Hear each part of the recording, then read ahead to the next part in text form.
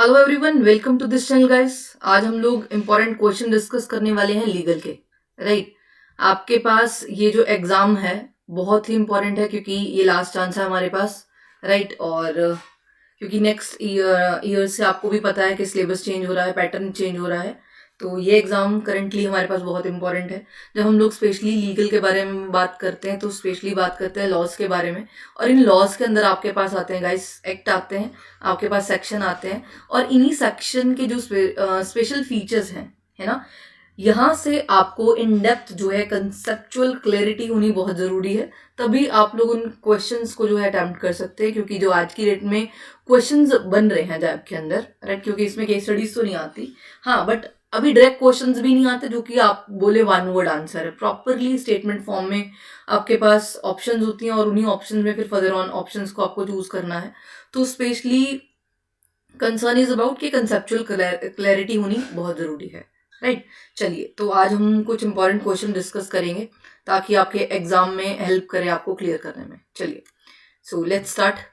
Question number 1, Banking ombudsman may award compensation to the complainant for mental agony and harassment up to how much amount? 5 lakh, 1 lakh, 2 lakh and 3 lakh.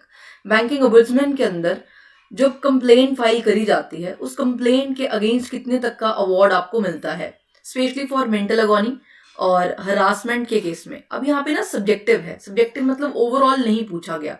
Right, overall पूछा जाता तो अलग case होता है। यहाँ पे specially लिखा हुआ है कि अगर मेंटल अगवानी है और हरासमेंट के केस में आप लोग जो है कितने तक का अवार्ड यहाँ पे दिया जाता है। हाँ जी, बताइए, 5 लाख का, 1 लाख का, 2 लाख का या फिर 3 लाख का। अगर बेसिकली हम लोग बैंकिंग ओम्बुड्समैन की बात करें तो बैंकिंग ओम्बुड्समैन के अंदर मैक्सिमम जो अवार्ड है वो 20 लाख रुपीज तक का दिया जाता है ना।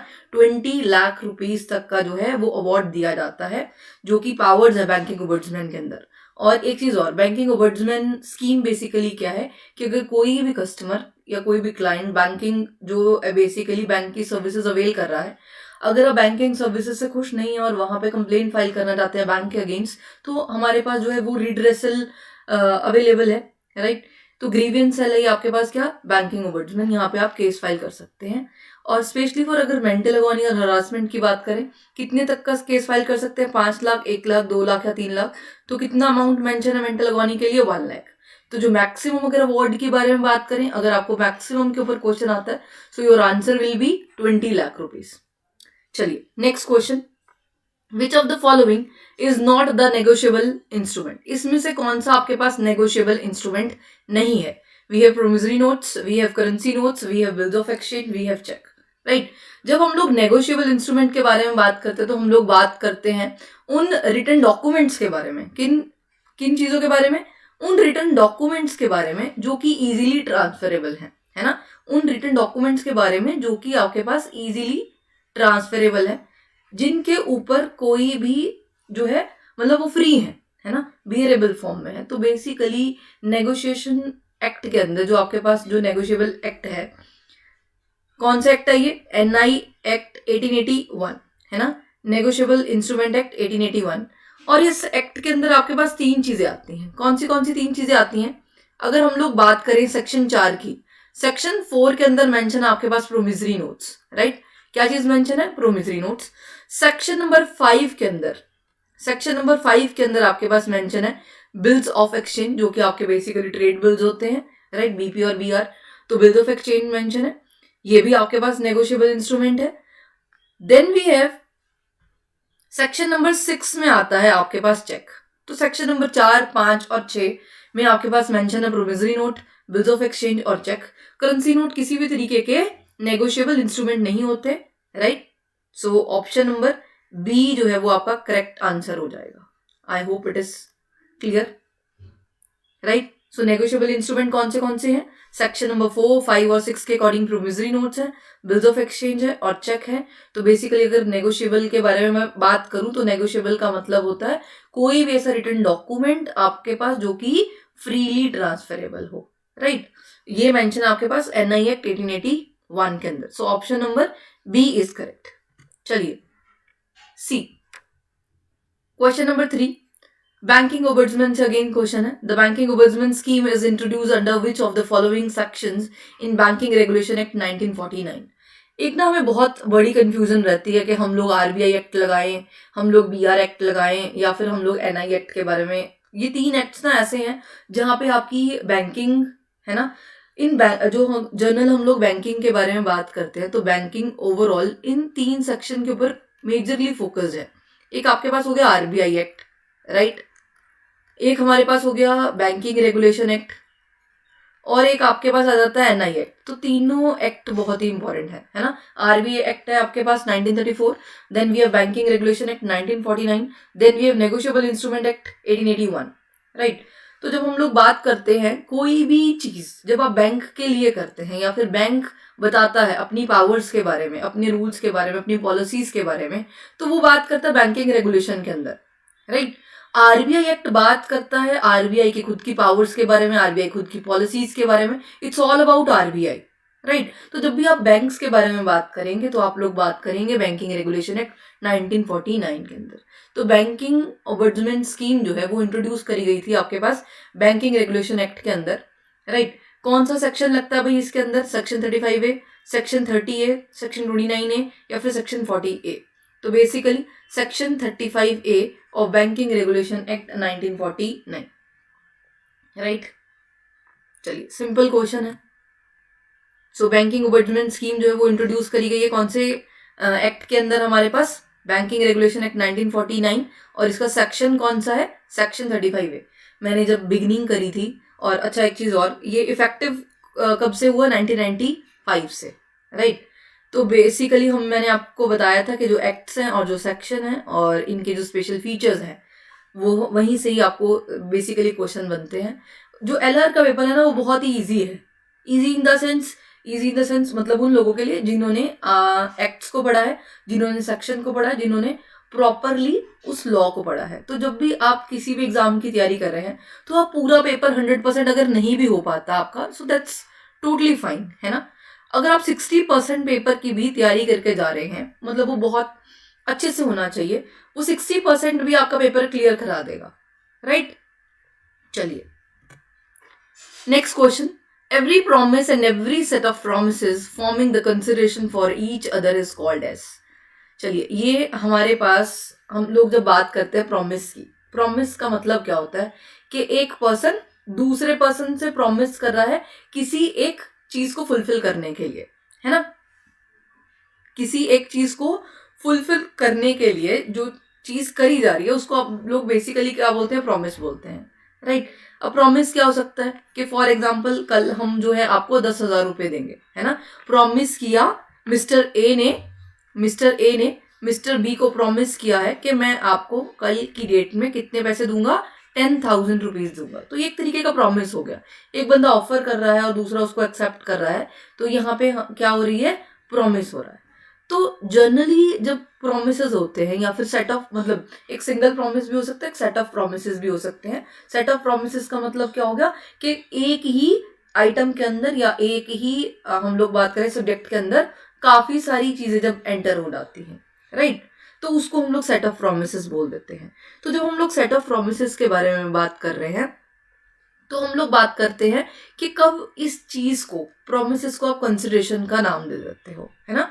कब आप लोग किसी भी प्रॉमिस को किसका नाम दे दोगे? कंसिडरेशन का। कब देंगे जी हम लोग?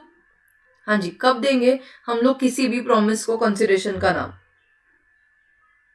जब आपके पास बेसिकली क्या होगी? ऑफर होगी, है ना। एक पर्सन क्या कर रहा है? ऑफर कर रहा है कि ये आइटम, जो जैसे मान लीजिए साइकिल है कोई, और उस साइकिल का कॉस्ट कितना है? 10,000।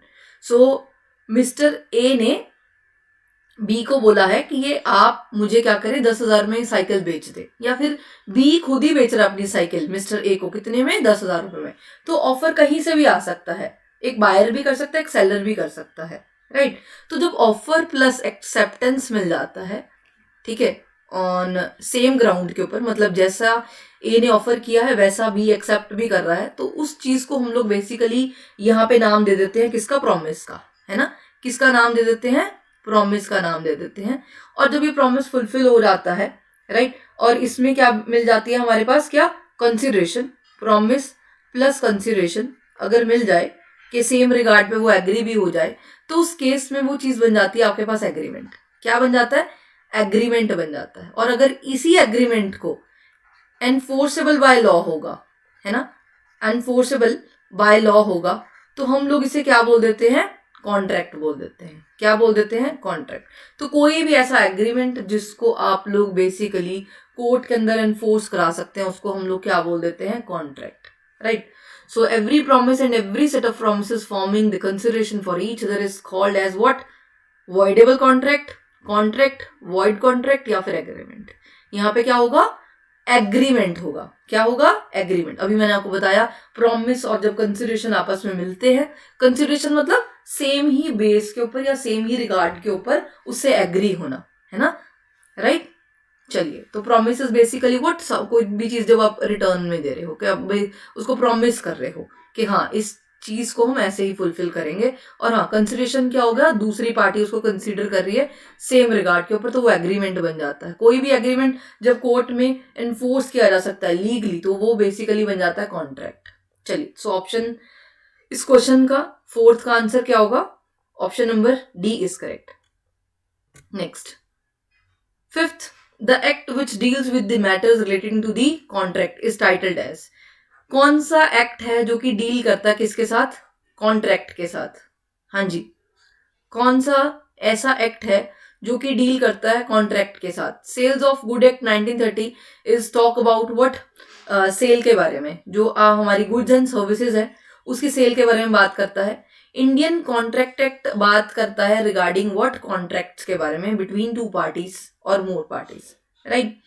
नेगोशिएबल इंस्ट्रूमेंट बात करते हैं प्रोमिसरी नोट्स के बारे में, जो भी आपके डॉक्यूमेंट्स हैं, ठीक है, जो कि आपके रिटन डॉक्यूमेंट्स है उसके ट्रांसफर के बारे में बात करता है। तो बेसिकली करेक्ट ऑप्शन क्या होगा हमारे पास।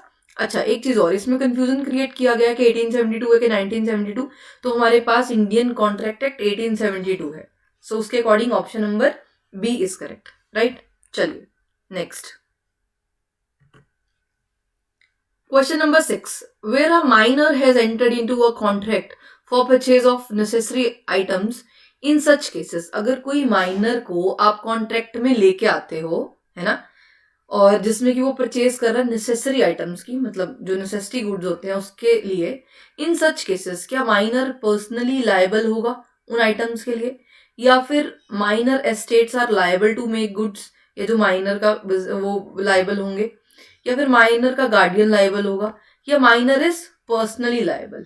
हाँ जी, बेसिकली अगर हम लोग माइनर के बारे में बात करते हैं, इंडियन कॉन्ट्रैक्ट एक्ट 1872 के अंदर बताया गया कि माइनर वो पर्सन है जो कि बिलो है, बिलो द एज ऑफ 18, है ना, जिसने अभी तक 18 साल का मेजॉरिटी जो है, या बेसिकली हम लेमन लैंग्वेज में बोले कोई भी ऐसा पर्सन जिसकी एज अभी 18 नहीं हुई है, 18 से नीचे है, उसको हम लोग बेसिकली काउंट करते हैं माइनर के अंदर।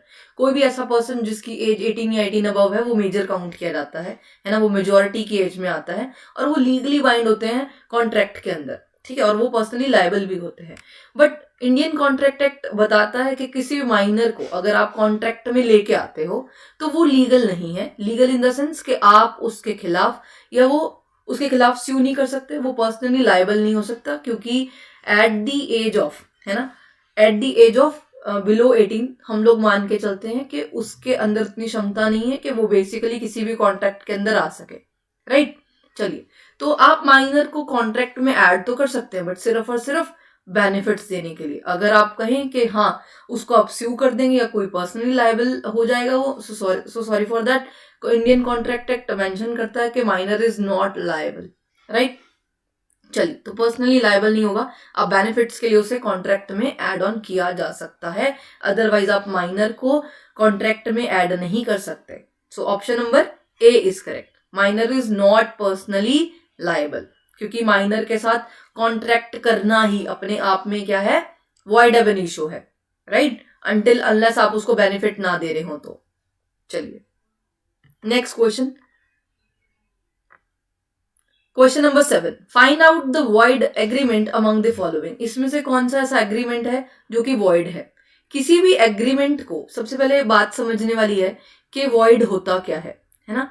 वॉइड होता है बेसिकली कोई भी ऐसी एग्रीमेंट, मैंने आपको बता दिया कि जब प्रॉमिस प्लस कंसिडरेशन मिलता है तो एग्रीमेंट बन जाता है। और किसी भी एग्रीमेंट को कॉन्ट्रैक्ट बनाने के लिए आपको उसको लीगली एनफोर्स कराना पड़ेगा। मतलब कोई भी ऐसा एग्रीमेंट जिसको आप कोर्ट में स्यू कर सकते हो, जिसके अगेंस्ट आप कोर्ट में केस फाइल कर सकते हो, वो आपका कॉन्ट्रैक्ट बन जाता है, राइट।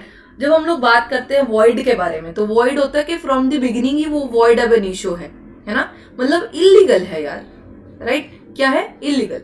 तो बेसिकली कोई भी ऐसी चीज जिसको आप कोर्ट में स्यू नहीं कर सकते, राइट, वो क्या है? इलीगल है, राइट।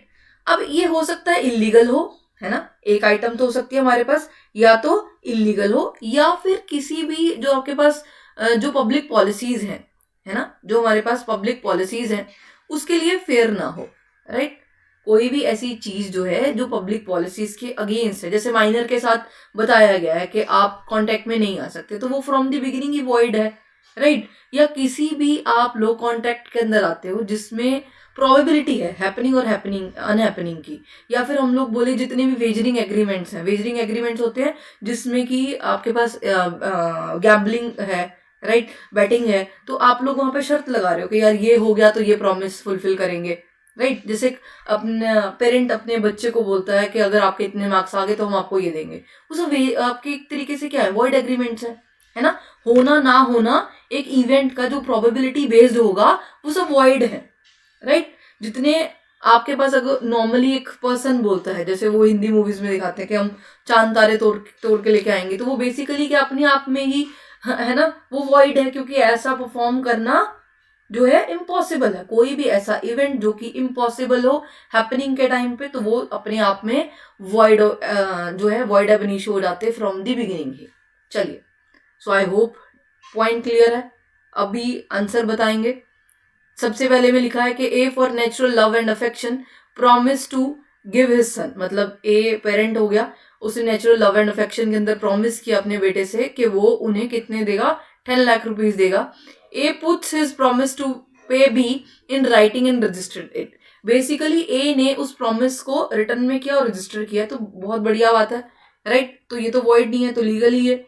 सेकेंड में बोल रहा है कि ए ओज बी, मतलब ए ने पैसे देने हैं बी के कितने? 1 लाख रुपए, but the debt is barred by the limitation act.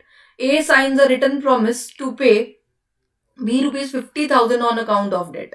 अब इसमें होता क्या है? बार्ड डेट होते क्या है? जब हम लोग बेसिकली नॉर्मल सी बात करते हैं, कोई भी ऐसा उधार, ठीक है, या कोई भी ऐसा क्रेडिटर जो टाइम पे अपने जो भी उसने उधार लेना था दूसरे पर्सन से, अगर उसको एनफोर्स नहीं करता और टाइम निकल जाता है, ठीक है, ज्यादा टाइम हो गया और आपने एनफोर्स नहीं किया, तो उनको आप बेसिकली बार्ड डेट बोल सकते हैं, क्योंकि ऐसे केसेस कोर्ट डील नहीं करती, क्योंकि जब टाइम निकल जाता है या ओवर द टाइम पीरियड हो जाता है, तो ऐसे आप लोग बेसिकली क्या करते हैं? कॉन्ट्रैक्ट को कोर्ट के अंदर स्यू नहीं कर सकते। वो हाँ, इंडिविजुअल खुद ही सुलझा ले तो सुलझा ले, राइट।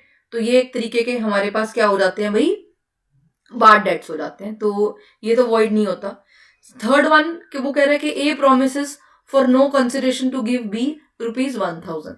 कोई भी चीज, मतलब ए ने प्रॉमिस किया कि वो बी को कितने देगा? 1,000 रुपए, जिसमें कि कंसिडरेशन इंक्लूडेड ही नहीं है ना। मैंने क्या बोला? मैंने बोला कि आप मेरे को अपनी व्हाइट कलर की गाड़ी दे देना, ठीक है। अब मैंने बोला व्हाइट कलर की, वो दूसरा बंदा कहता नहीं व्हाइट नहीं ब्लैक दूंगा, ठीक है। तो इसमें क्या मिसमैच है? एक पर्सन कुछ और ऑफर कर रहा है, दूसरा पर्सन कुछ और ही किसी और ही रिगार्ड पे है।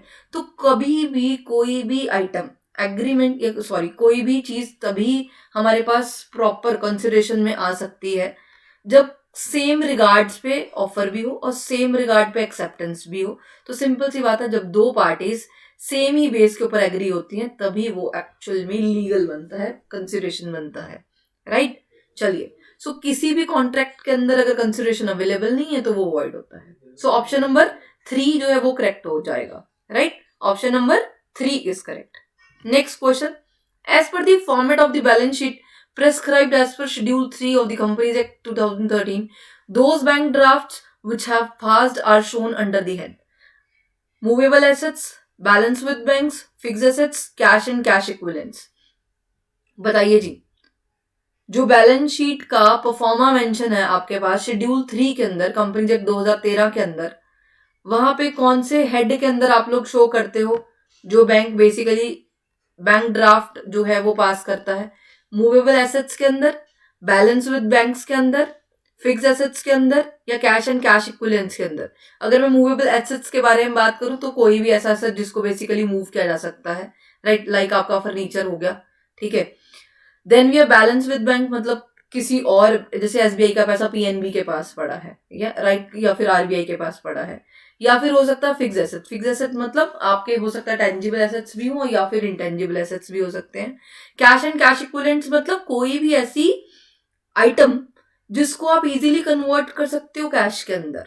चलिए, मैंने आपको बेसिक एलेबोरेट किया, अभी आप छोटा सा एक आंसर देंगे। उससे पहले हम लोग बात कर लेते हैं शेड्यूल 3 के बारे में। जो शेड्यूल 3 है किसका, ऑफ कंपनीज एक्ट 2013 का, उसके अंदर मेंशन किया गया है जी, शेड्यूल 3 ऑफ कंपनीज एक्ट 2013 के अंदर आपके पास ना 2 पार्ट गिवन है, पार्ट 1 और पार्ट 2। पार्ट 1 के अंदर आपके पास मेंशन है बैलेंस शीट, है ना, परफॉर्मा गिवन है जी बैलेंस शीट का, कि आपको बेसिकली बैलेंस शीट किस तरीके से बनानी है। और पार्ट 2 के अंदर आपके पास मेंशन है profit and loss statement, right, जिसको आप लोग बेसिकली इनकम स्टेटमेंट भी बोलते हैं, और जो आपकी फाइनेंशियल स्टेटमेंट है वो मेंशन है आपके पार्ट 1 के अंदर। That is schedule 3 of companies act 2013 के पार्ट 1 में मेंशन है बैलेंस शीट और पार्ट 2 में मेंशन है पीएनएल, और इन्हीं के अंदर आपके पास शेड्यूल मेंशन है। अगर मैं नॉर्मली बात करूं, बैलेंस शीट के अंदर हमारे पास कुल मिला के कितने शेड्यूल हैं जी, 12 शेड्यूल हैं, ठीक है। फर्स्ट आपके पास कैपिटल का है, सेकंड आपके पास रिजर्व्स का है, तो इस तरीके से मिला के आपके पास जो है वो शेड्यूल बनते हैं। बाकी जो आपके पास 13, 14, 15, 16 शेड्यूल हैं वो P&L के अंदर है, तो वो भी आपको नॉलेज होनी चाहिए, राइट। और जब हम लोग बात करते हैं कैश एंड कैश इक्विवेलेंट्स की, उसमें इंक्लूड होता है आपके पास cash and bank balance, treasury bills, T bills आपको पता ही होगा, ये आपके मनी मार्केट इंस्ट्रूमेंट है जो कि 1 साल के अंदर अंदर हम, क्योंकि इसका मेच्योरिटी पीरियड लास्ट जो ट्रेजरी बिल है नॉर्मल 91 डेज का है, फिर 182 डेज का है, लास्ट आपके पास 364 दिन की मेच्योरिटी है, तो कुल मिला के 1 साल के अंदर अंदर इसका जो पैसा है इन कैश हो जाता है। Then we have treasury notes, commercial papers, CDs, ये अगेन आपके पास जी मनी मार्केट इंस्ट्रूमेंट है। मनी मार्केट इंस्ट्रूमेंट का मतलब हो गया कि कोई भी ऐसा इंस्ट्रूमेंट जिससे फंड रेज किया गया और उसका पैसा 1 साल के अंदर अंदर कैश में कन्वर्ट हो जाएगा। चलिए, then we have money market funds, जो जैसे मैंने आपको बताया। Then we have cash management pool, right. So correct answer क्या होगा, जो आपके बैंक ड्राफ्ट हैं वो भी तो 1 साल के अंदर अंदर कैश में कन्वर्ट हो जाते हैं easily. So option number D is correct, right. ये मैंने आपको एक छोटा सा पॉइंट बताया है। यहाँ पे कुल मिला के 12 शेड्यूल है, उन 12 शेड्यूल के अंदर, है ना, 12 शेड्यूल के अंदर कौन सी वेरियस आइटम्स हैं वो सभी आपको पता होनी जरूरी है। चलिए जी, नेक्स्ट पे आ जाए। नेक्स्ट क्वेश्चन,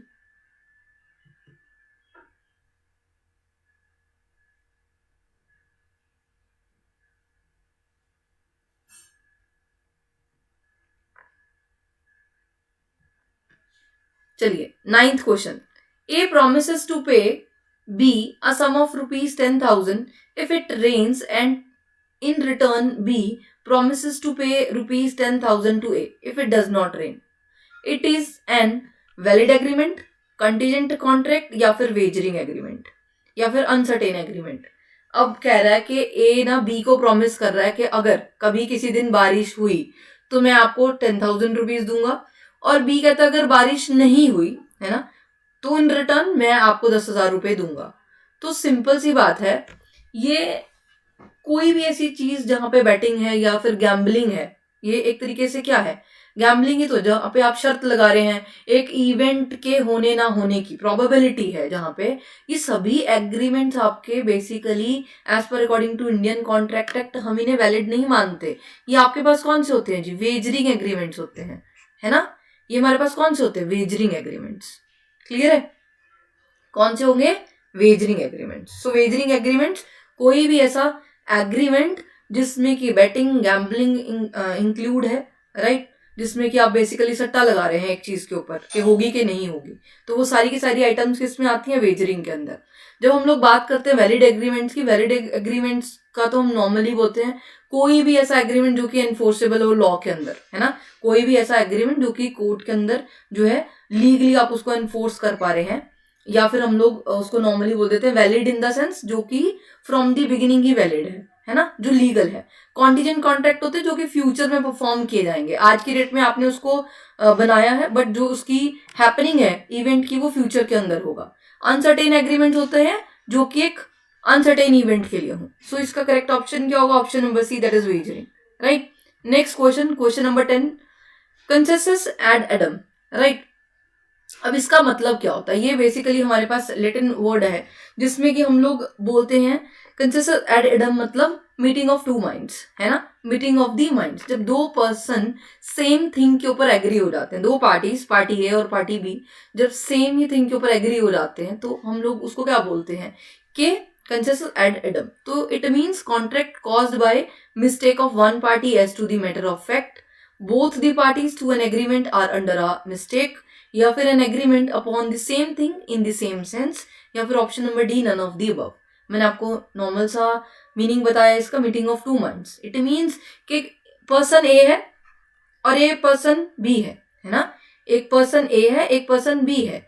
पर्सन ए सेलर है और यहाँ पे आई थिंक आपको दिख नहीं रहा होगा, है ना, जो पर्सन ए है वो सेलर है और जो पर्सन बी है हमारे पास वो क्या है? बायर है। तो उस केस में जो पर्सन ए है और जो पर्सन बी है, राइट, ये दो पार्टीज हैं। पर्सन ए ने बोला है कि मेरे पास गुड्स अवेलेबल है, या साइकिल ही ले लेते हैं, कितने की बेच रहा है? 10,000 रुपीज की, और बी इसी साइकिल को खरीदने के लिए रेडी हो जाता है 10,000 रुपीज की। तो सिंपल सी बात है, कोई भी एक पर्सन जब ऑफर करता है, ठीक है, एक कंडीशन के ऊपर, या फिर कंडीशन चलो नहीं भी है, उस चीज को अगर बी पर्सन या कोई अदर पार्टी सेम रिगार्ड के ऊपर एक्सेप्ट कर लेती है, सेम सिचुएशन के ऊपर, तो हम लोग उसको बोलते हैं consensus ad idem. It means meeting of two minds where an agreement upon the same thing in the same sense, right. कि जो पर्सन, जो सेलर है, वो ऑफर कर रहा है जिस रेट के ऊपर, और पर्सन बी उसको सेम ही ऑफर के ऊपर, सेम रेट के ऊपर एक्सेप्टेंस भी दे रहा है, राइट। चलिए जी, आई होप हमें ये क्वेश्चन जो है वो बहुत अच्छे से समझ आए होंगे। किसी भी क्वेश्चन में या किसी भी ऑप्शन में आपको डाउट है तो आप कमेंट सेक्शन में जाके पूछ सकते हैं। Thank you so much guys.